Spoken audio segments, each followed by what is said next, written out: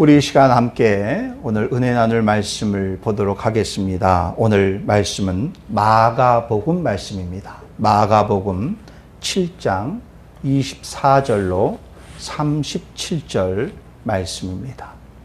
마가복음 7장 24절로 37절 말씀입니다. 우리 교독해서 말씀을 보시고 우리 마지막 절 37절은 다 같이 함께 한 목소리로 합독하시겠습니다.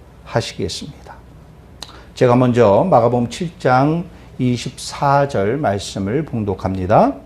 예수께서 일어나사 거기를 떠나 두로 지방으로 가서 한 집에 들어가 아무도 모르게 하시려 하나 숨길 수 없더라. 이에 더러운 귀신 들린 어린 딸을 둔 한 여자가 예수의 소문을 듣고 곧 와서 그 발 아래에 엎드리니 그 여자는 헬라인이요 스로보닉의 족속이라. 자기 딸에게서 귀신 쫓아내 주시기를 간구하거늘 예수께서 이르시되 자녀로 먼저 배불리 먹게 할지니 자녀의 떡을 취하여 개들에게 던짐이 마땅치 아니하니라. 여자가 대답하여 이르되 주여 올소이다마는 상 아래의 개들도 아이들이 먹던 부스러기를 먹나이다.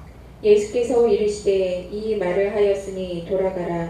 귀신이 내 딸에게서 나갔느니라 하시매 여자가 집에 돌아가 본즉 아이가 침상에 누웠고 귀신이 나갔더라. 예수께서 다시 두로 지방에서 나와 시돈을 지나고 데가볼리 지방을 통과하여 갈릴리 호수에 이르시매 사람들이 귀 먹고 말 더듬는 자를 데리고 예수께 나와 안수하여 주시기를 간구하거늘 예수께서 그 사람을 따로 데리고 무리를 떠나사 손가락을 그의 양 귀에 넣고 침을 뱉어 그의 혀에 손을 대시며 하늘을 우러러 탄식하시며 그에게 이르시되 에바다 하시니 이는 열리라는 뜻이라. 그의 귀가 열리고 혀가 맺힌 것이 곧 풀려 말이 분명하여졌더라. 예수께서 그들에게 경고하사 아무에게도 이르지 말라 하시되 경고하실수록 그들이 더욱 널리 전파하니 사람들이 심히 놀라 이르되 그가 모든 것을 잘 하였도다. 못 듣는 사람도 듣게 하고 말 못하는 사람도 말하게 한다 하니라. 아멘.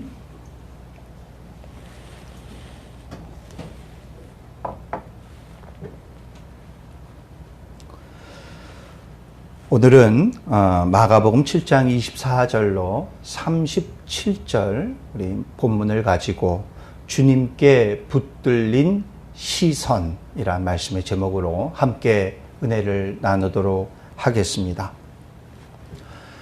사랑과 새벽 편지라는 인터넷 웹사이트에서 캡처해온 글입니다. 그 글이 또 위트도 있고 또 나름 공감도 되는 글인 것 같아 함께 나누고자 합니다.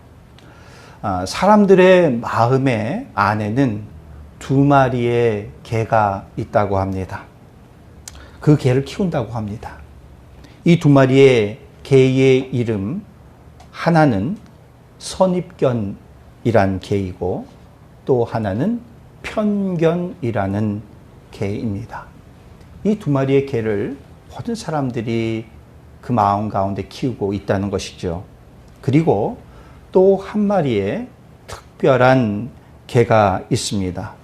그 개의 이름은 백문이 불여일견이라는 개입니다. 어떻게 이 세 마리의 개의 이름을 여러분들이 들었는데 어떠십니까? 공감이 되십니까? 우리가 백문이 불여일견이란 이 말의 뜻 우리가 잘 알죠. 100번 듣는 것보다는 한 번 제대로 보는 것이 낫다라는 그런 말입니다. 직접 보지도 또 만나지도 못하고 사람들의 이야기나 소문만을 듣고 누군가의 이야기를 하고 판단을 하는 것에 대한 주의를 일깨우는 말일 것입니다. 선입견과 편견을 제압하는 것은 정확히 눈으로 직접 보는, 한 번은 제대로 보는 일견이라는 이 개가 있어야지 아마도 이 선입견과 편견을 제압하지 않을까 생각이 되어집니다. 좋은 글인 것 같아요. 공감이 되는 글입니다. 하지만 우리들 마음에 있는 이 선입견과 편견이라는 이 개는 당최 사라지지는 않는 것 같습니다. 보지 않고 무조건 판단하기보다는 일견이 낫겠죠. 한번 보는 것이 나을 것입니다. 일견이 나을 것이고 이견, 삼견이 계속되어질지라도 당최 이 선입견과 편견이라는 이 두 마리의 개는 사라지지를 않는 것 같습니다. 보지 않더라도 누군가를 볼지라도 일견, 이견, 삼견이 될지라도 그 사람에 대해서 선입견이 있고 그 사람에 대해서 편견을 갖는 마음이 우리들 가운데 있는 것 같습니다. 우리는 많은 시선들 속에서 둘러싸여서 살아가고 있습니다. 내가 누군가를 보기도 합니다. 또한 반대로 많은 사람들은 나를 바라보고 많은 시선 속에서 우리는 살아가게 되어집니다. 상대가 나를 어떻게 생각할까? 상대의 시선 속에서 나를 생각하는 그러한 모습도 있지만 나는 상대를 어떻게 바라보느냐? 나는 누군가를 어떻게 바라보느냐? 그 시선을 또 한번 생각해 볼 필요가 있어요. 나의 중심에는 선입관이 없는가? 편견이 없는가? 이런 것이 있는가? 상대를 바라보는 나의 시선, 나의 중심을 우리는 점검해 보아야 할 줄로 믿습니다. 그럼 주님께서 우리에게 원하는 시선은 무엇일까? 오늘 본문에서는 딸의 문제를 가지고 예수님께 나온 한 여인, 한 어머니를 소개를 하고 있는데 다음과 같이 이렇게 소개를 합니다. 이 여인은 헬라인이요 수로보닉의 족속이니라 라고 말을 합니다. 오늘 본문은 마태복음에서도 기록을 합니다. 마태는 이렇게 기록합니다. 가나안 여인이다. 이 여인을 가나안 여인으로 소개를 하고 있습니다. 예수님께 찾아온 이 여인을 좀 자세하게 이렇게 묘사를 하고 있습니다. 이 여인이 어떤 여인이고 어떤 족속의 어떤 혈통의 여인이라는 것을 구체적으로 말을 하고 있습니다. 즉 그겁니다. 이 여인은 이방 여인이다. 이방인임을 강조를 하고 있습니다. 그 예수님의 입장에서 바라보는 예수님의 시선으로 바라보는 이 여인은 분명 이방인이고 이방 여인이에요. 왜 그렇습니까? 예수님은 유대인의 혈통을 가진 예수님이기 때문에. 유대인의 입장에서 이 여인을 보면 분명히 이방인입니다. 즉 이렇게 말을 할 수도 있을 것 같습니다. 이 만남은 서로 간에 참 어울리지 않는 만남이다. 함께 하기 어려운 만남이다. 가깝기 쉽지 않은 그러한 만남이다 라고 우리가 말을 할 수 있어요. 만남이면 만남이지 무슨 어울리지 않는 만남이 어디 있느냐라고 우리는 말을 할 수 있지만 여러분 한번 잘 생각해 보십시오. 여러분 주변에 수많은 만남들이 있는데 내가 그런 생각 안 해본 적이 있습니까? 이 만남은 어울리지 않는 만남이에요. 이 만남은 탐탁지 않는 만남이야. 이 만남은 안 가졌으면 좋겠어 라고 생각하는 만남들이 없느냐라는 것이. 근데 잘 생각해보면 참 많이 있어요.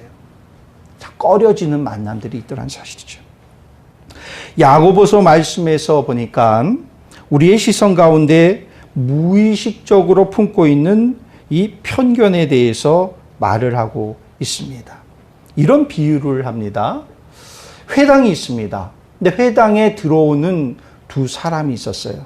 한 사람은 화려한 옷을 입은 사람이었어요. 그리고 그 사람의 손가락에는 금가락지가 끼어져 있는 그런 사람이 들어옵니다.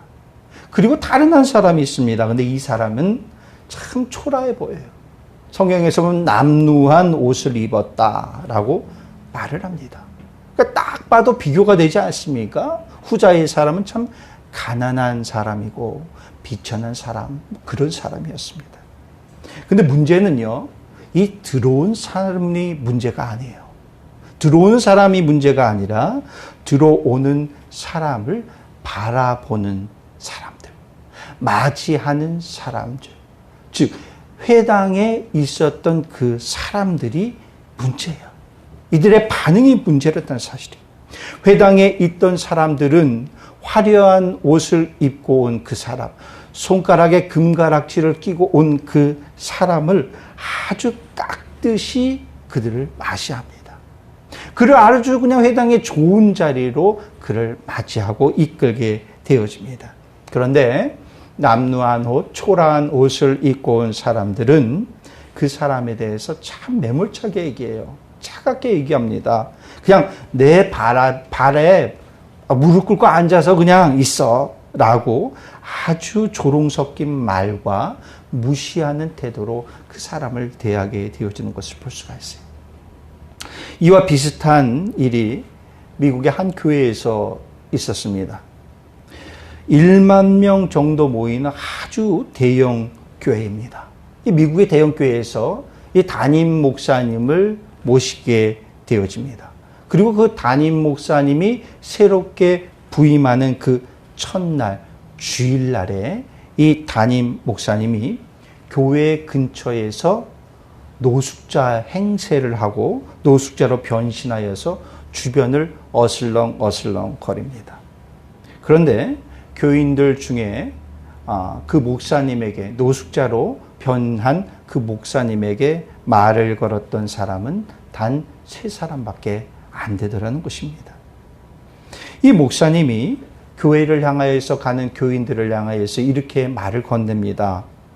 제가 음식을 사려고 합니다. 음식을 사려고 하니까 잔돈이 있으면 좀 작은 돈이라도 좀 저에게 주십시오 라고 그렇게 요청을 합니다. 그런데 누구도 관심을 보이지를 않아요. 목사님은 여전히 노숙자 차림으로 이제 예배 시간이 되어져서 이제 교회로 갑니다. 그리고 교회의 본당의 제일 앞자리에 앉으려고 그 앞자리에 가서 딱 앉았어요. 그랬더니만 예배위원들이 이 목사님에게 와서 저지를 하는 것입니다. 그리고 따가운 눈총으로 맨 뒷좌석, 교회 맨 뒷좌석에 앉게 하고 그 목사님은 맨 뒷좌석에 착석을 하게 되죠. 예배가 드려지고 이윽고 광고 시간이 되어집니다. 그리고 광고 시간에 새로 부임한 목사님을 소개합니다. 이렇게 소개를 하죠. 오늘 우리 교회에 새롭게 부임하신 예레미야 스타백 목사님이 계십니다. 지금 여러분들에게 소개를 합니다. 목사님 이제 앞으로 나오시죠 라고 사회자가 그렇게 소개를 합니다. 교인들이 잔뜩 기대에 부풀어서 기대에 찬 눈빛으로 모든 교인들이 고개를 뒤로 돌리는 순간 교인들은 경악을 금치 못합니다. 바로 맨 뒷자리에 앉아있는 초라한 노숙자 한 사람이 앞을 향하여서 뚜벅뚜벅 걸어 나오는 것입니다. 그리고 그는 곧바로 강단을 향하여서 올라가는 것입니다. 바로 그 노숙자가 이 교회에 새롭게 부임하는 담임 목사님, 예레미야 스타백 목사님이었더라라는 것이죠. 스티백 목사님은 이제 제단에 서서 마태복음 25장 31절로 40절까지 그 말씀 본문을 쭉 읽어 내려갑니다. 말씀이 읽어지는 동안 교인들은 어떻겠습니까? 교인들은 무언가 세게 뒤통수를 한 대 후려 맞은 듯한 정말 어안이 벙벙한 표정 가운데 있게 되어집니다. 말씀이 마치자 교인들은 어떤 이들은 회개의 눈물을 흘리는 이들, 흐느껴 우는 이들이 있는가 하면은 또 어떤 이들은 너무나 부끄러워서 고개를 들지 못하고 땅바닥에 처박고 있는 그런 교인들이 있었더라라는 것이죠. 스티븐 목사님은 오늘 아침에 있었던 이야기를 이렇게 말합니다. 오늘 아침에 교회로 교인들이 모이는 것을 제가 보았습니다. 하지만 예수님의 교회는 아니었습니다. 세상에는 교회도 교인들도 많이 있습니다. 하지만 예수님의 제자는 부족한 것 같습니다. 여러분은 언제 예수님의 제자가 될 것입니까? 라고 이렇게 물어요. 여러분, 오늘 본문에 나온 회당은 하나님의 말씀이 가르쳐지는 거룩한 장소였습니다. 야고보서 말씀이죠. 야고보서에 나온 회당은 거룩한 장소였어요. 그럼 교회는 어떻습니까? 교회는 더 말해서 무엇하겠습니까? 그런데 회당 안에 있는 이들이, 아니면 교회 안에 앉아있는 그리스도인들이 누군가를 바라봤을 때에 그냥 겉모습만 바라보고 판단하고 있는 정말 어처구니 없는 모습을 보이고 있지는 않은가? 우리 교회는 어떨까요? 지금 우리가 예배를 드리는 여러분들은 어떻습니까? 혹시 여러분들도 누군가를 바라봤을 때에 그 사람의 그냥 겉모습만 바라보고 판단하고 있지는 않습니까? 여러분들 안에 두 마리의 개인 선입견과 편견이 있어서 그 사람을 판단하고 그 사람을 그냥 겉모습만 보고 정죄해 버리는 정말 실망스러운 모습. 저보다도 우리 주님이 그런 모습 볼 때 얼마나 실망하시겠습니까? 보지 못하는 것보다 볼 수 있다라는 것이 얼마나 감사한지 몰라요. 그렇지만 때로는 우리가 볼 수 있다 하여서 이 보는 시선이란 것이 참 무섭다라고 느껴질 때가 많이 있습니다. 왜 무섭습니까? 그냥 1차적으로 눈에 보이는 겉모습을 보고 판단해 버리기 때문에. 어쩌면 우리의 이 세상이 너무나 편하게 겉모습에 바라보고 그냥 그것을 판단해 버리는 그런 참 쉬운 시대 속에서 우리가 살아가지 않나 그런 생각을 해봅니다. 그런데 그런 모습이 우리 안에 있으면 안 되잖아요. 우리 그리스도인 안에 있으면 안 되잖아요. 교회 안에 있으면 안 되잖아요. 우리가 겉모습을 보고 판단하는 모습, 이것은 결코 주님이 원하시는 모습이 아닌 것입니다. 여러분은 지금 여러분의 시선에 얼마나 확신을 갖고 계십니까? 여러분 진짜 겉모습이 아닌 중심을 보고 여러분들은 생각하고 있습니까?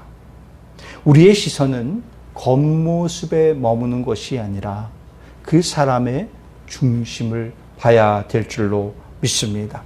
편견을 깨기 위해서는 그 사람의 중심을 보아야 합니다. 물론 사람의 중심을 보고 안다라는 것은 이것은 다소 시간이 걸릴 것입니다.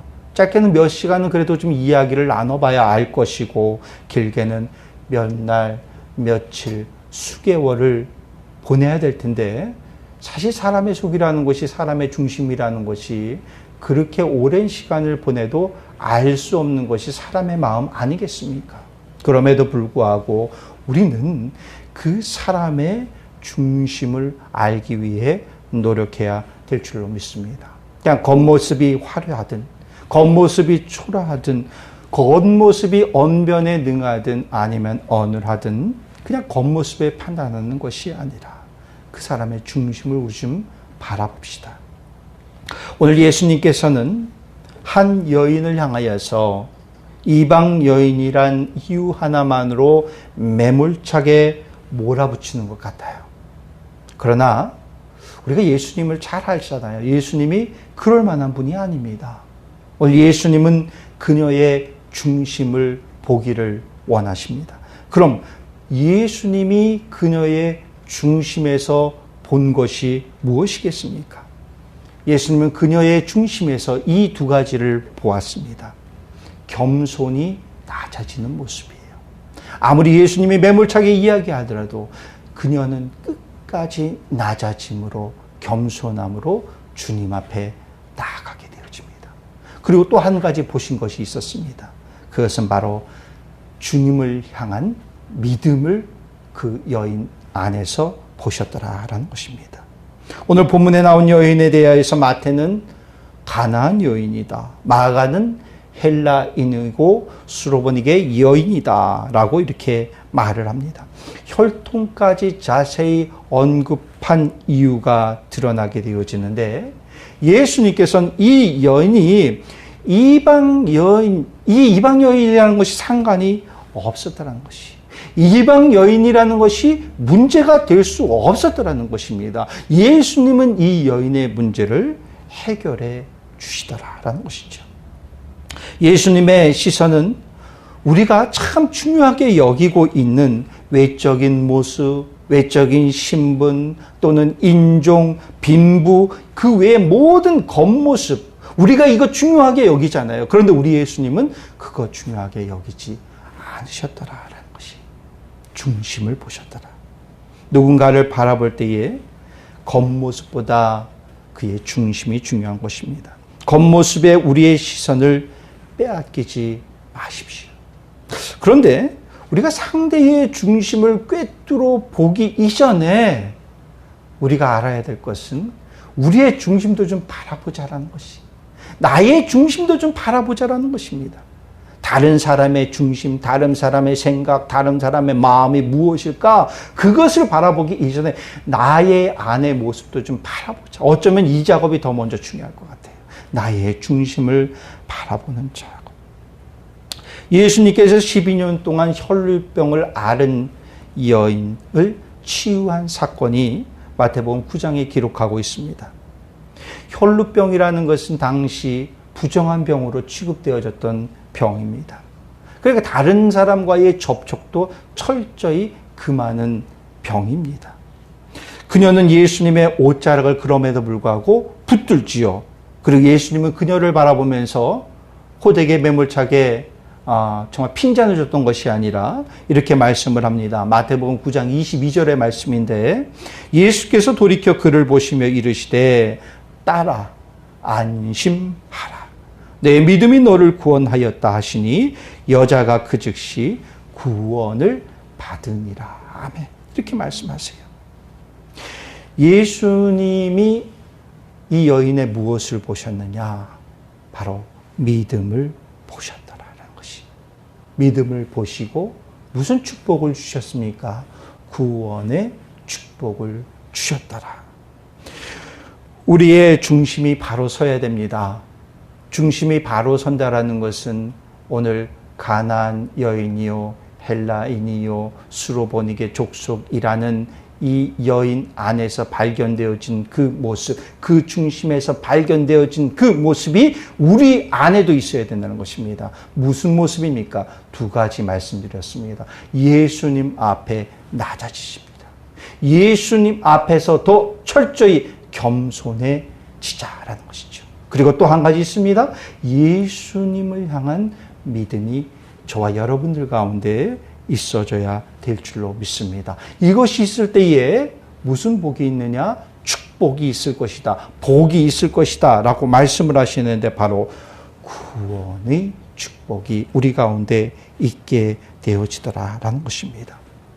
우리가 누군가를 바라볼 때에 우리가 이렇게 바라봤으면 좋겠어요.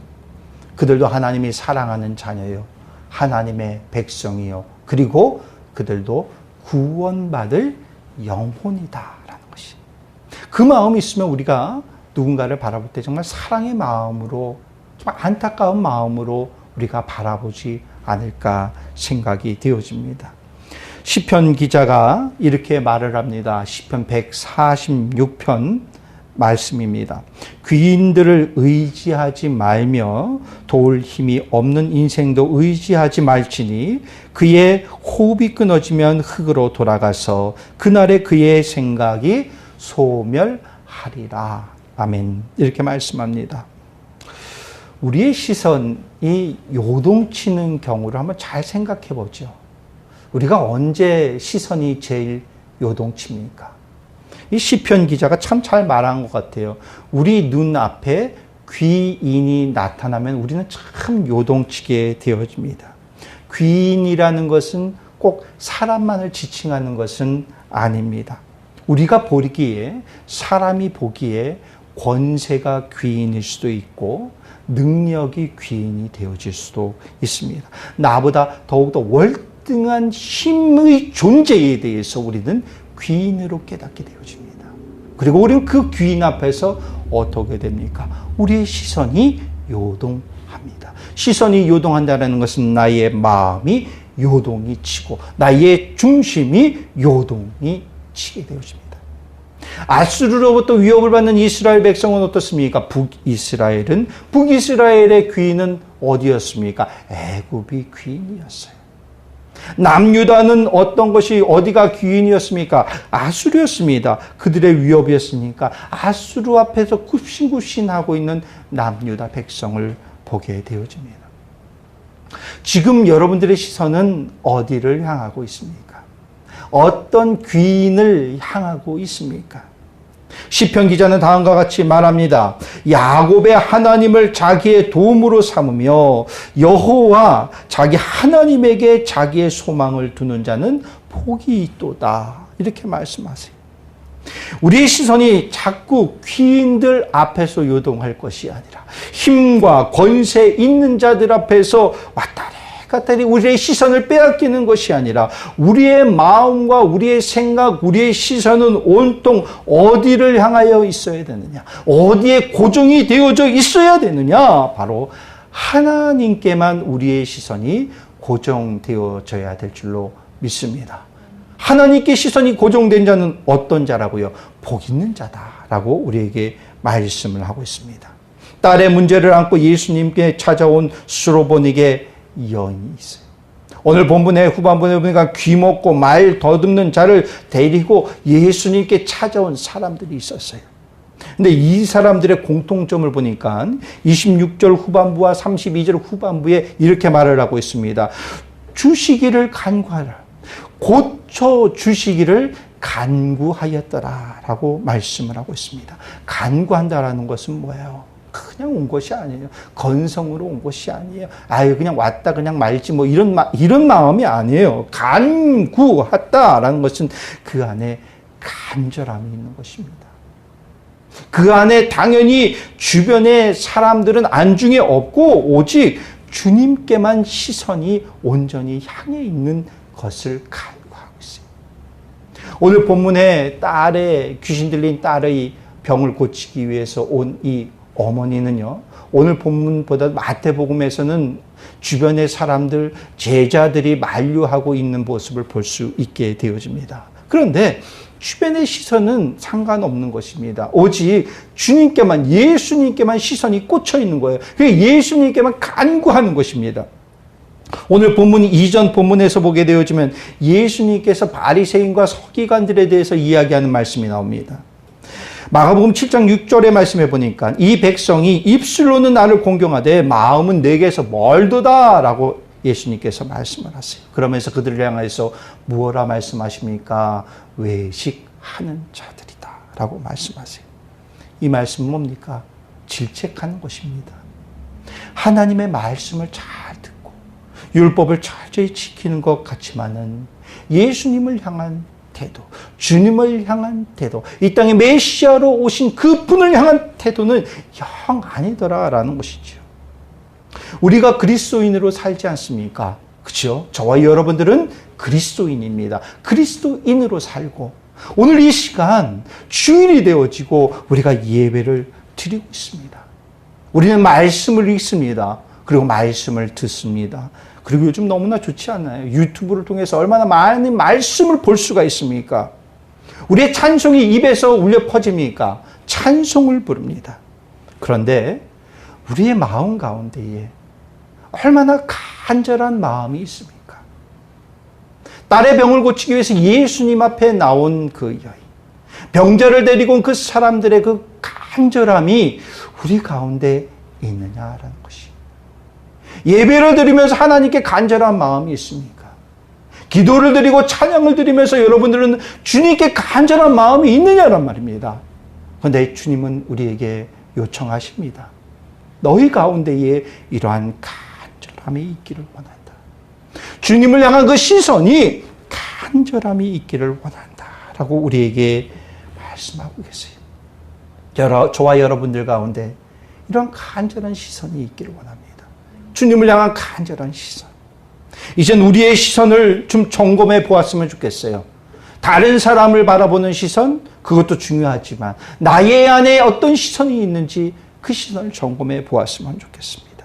우리의 시선이 그냥 누군가를 바라봤을 때에 수박 겉핥기식의 겉모습을 보고 판단하는 것이 아니라 그 중심을 바라보는 시선이 되어지기를 바라겠습니다. 상대를 향한 시선에서 이제는 나를 향한 시선으로 좀 바꿔봤으면 좋겠어요. 그리고 무엇보다도 주님 앞에서 나를 비춰보기를 원합니다. 나의 안에 주님을 향한 주님 앞에 겸손함의 낮아짐의 모습이 있는가? 나의 안에 주님을 향한 그 믿음이 있는가? 나의 시선이 주님을 바라본다고 하는데 정말 얼마나 간절히 바라보고 있는가? 우리가 이것을 점검해 보기를 원합니다. 주님 없이는 안 됩니다.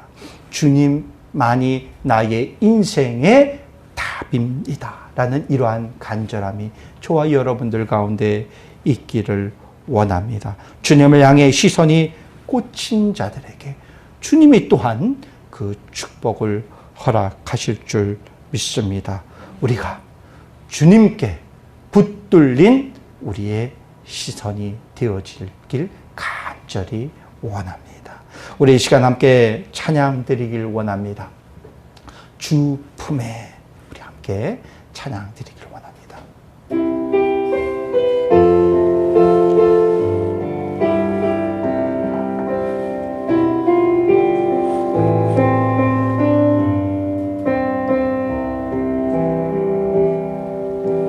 주 품에 품으소서 능력에 발로 덮으소서 거친 파도 날 향해 와도 주와 함께 날아오르리 폭풍 가운데 나의 영혼 잠잠하게 주를 보리라. 주님 안에 나 거하리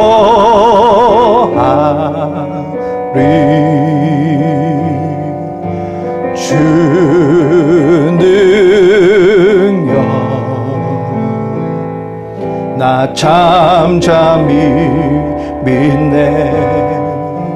거친 파도 날 향해 와도 주와 함께 날아오르리 폭풍 가운데 나의 영혼 잠잠하게 주를